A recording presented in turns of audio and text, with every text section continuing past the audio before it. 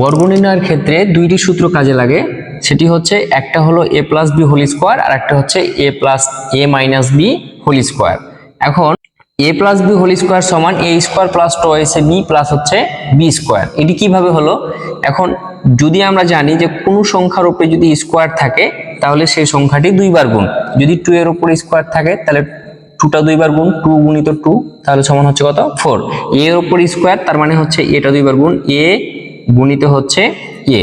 এখন a R a গুণ করলে হয় a স্কোয়ার। কিভাবে সেটা?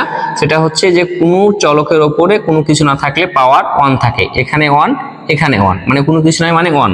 তাহলে a আর a গুণ করলে হয় a, আর গুণ করার সময় পাওয়ারগুলো যোগ, তাহলে a আর না 1 আর 1 যোগ করলে হয় 2। তার মানে হয় এটা হচ্ছে কি স্কোয়ার, এটা 2 আর 2টাকে আমরা বলি সাধারণত স্কোয়ার।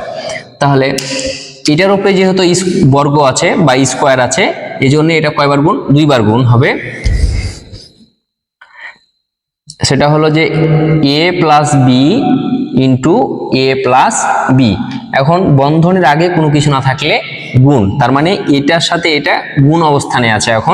এখন আমরা যদি গুণ করি তাহলে এই এটা দিয়ে এই পুরো দুইটা সংখ্যাকে গুণ করতে হবে একবার, আর এই বি দিয়ে এই পুরো সংখ্যাটাকে একবার গুণ করতে হবে।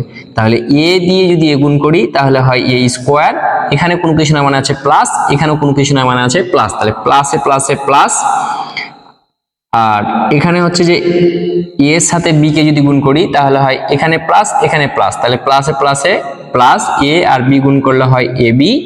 আবার এটা দিয়ে ঠিক এটা দিয়ে যেমন এই দুইটাকে গুণ করলাম ঠিক তাই এই বিটা দিয়েও এই পুরো দুইটাকে আমরা গুণ করব। তাহলে এখানে প্লাস এখানে প্লাস, প্লাসে প্লাসে প্লাস, বি আর এ গুণ করলে হয় এ বি, এবং বি আর বি গুণ করলে হয় বি স্কোয়ার।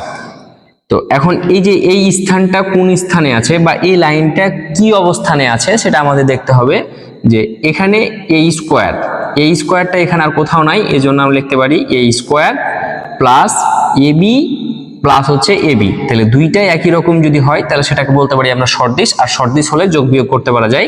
তাহলে একটা এ বি একটা এ বি, তাহলে হয় দুইটা এ বি, আর এই যে এখানে প্লাস বি স্কোয়ার কোথাও নাই, তাহলে বি স্কোয়ার একাই আছে, এই জন্য আমরা এখানে লিখে দিলাম বি স্কোয়ার। তাহলে দেখেন যে এ প্লাস বি হোল স্কোয়ার সমান এ স্কোয়ার প্লাস 2ab প্লাস হচ্ছে বি স্কোয়ার।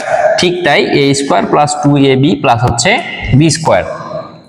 তো বর্গ নির্ণয়ের ক্ষেত্রে দুইটা সূত্র কাজে লাগবে, সেটা হচ্ছে একটা হচ্ছে যে a plus B whole square আর একটা হচ্ছে a minus B whole square.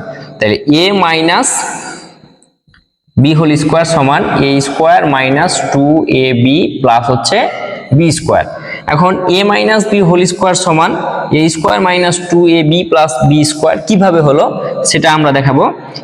যেহেতু আমরা প্রথমে বলেছিলাম যে কোনো সংখ্যার উপরে যদি স্কোয়ার থাকে তাহলে সেটা দুইবার গুণ, তাহলে এই যে এই বর্ণটির উপরে বা a মাইনাস বি এর উপরে কি আছে? স্কোয়ার আছে, তাহলে a মাইনাস বি দুইবার গুণ হবে, যে a minus B into a minus B.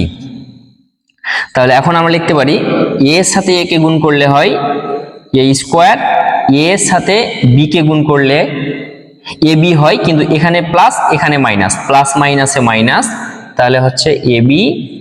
আবার এই বি দিয়ে যেমন এটা দিয়ে পুরো এই দুইটাকে গুণ করলাম ঠিক তাই এই বিটা দিয়ে এই পুরো দুইটাকে আমরা গুণ করব।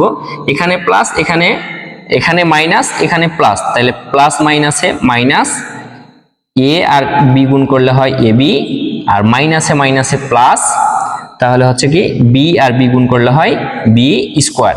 তো ঠিক তাই এখানে এই স্কোয়ারটা একবার আছে এই জন্য আমরা লিখবো এ স্কোয়ার, আর এখানে হচ্ছে যে মাইনাস, এখানে একটা মাইনাসের এ বি, এখানে একটা মাইনাসের এ বি, তাহলে এই দুটোকে আমরা বলতে পারি সদৃশ, আর সদৃশ হলে যোগ বিয়োগ হবে। তাহলে এটাও মাইনাসের এটাও মাইনাসের, দুইটা যদি মাইনাসের হয় তাও যোগ, দুইটা যদি প্লাসের হয় তাও যোগ। তাহলে এখন এই দুইটাই কি হবে? যোগ।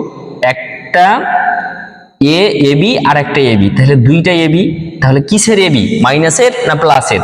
যেহেতু দুইটাই মাইনাসের এজন্য আমরা এখানে লিখবো minus 2ab plus B square, কারণ বি স্কোয়ারটা একাই আছে।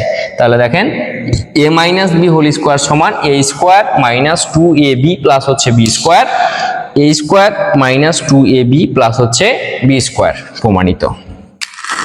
ওকে, ধন্যবাদ।